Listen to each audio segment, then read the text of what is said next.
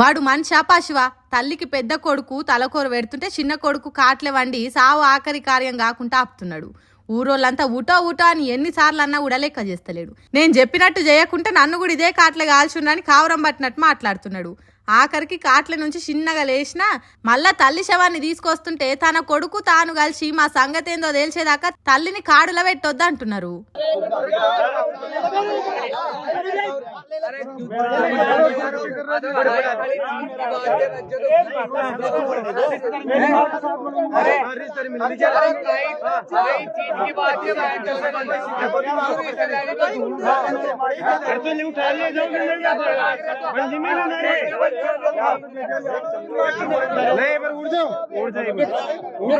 చూడుండ్రి ఎట్లా చేస్తున్నారో మానవత్వం లేని మా కిలిగాళ్ళు.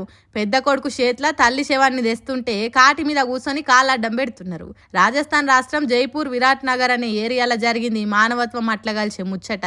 మెడల దండలేసుకొని గుండ్లు కొట్టించుకున్న ఇద్దరు మనుషులే ఆ ముసలమ్మ కొడుకులట. ఈ చిల్లర ఏషాలు వేస్తున్న చిన్న కొడుకు ముసలమ్మకు బుక్కెడు బువ్వ కూడా పెట్టలేదట. పానం పోయేదాకా పెద్ద కొడుకే అన్ని తీర్లాడ్చుకున్నాడట. అయితే జీవి పోయినాక ముసలమ్మ మీదున్న బంగారము సగం వాటా ఇయ్యాలని ఇగో గిట్లలో చేస్తున్నాడు.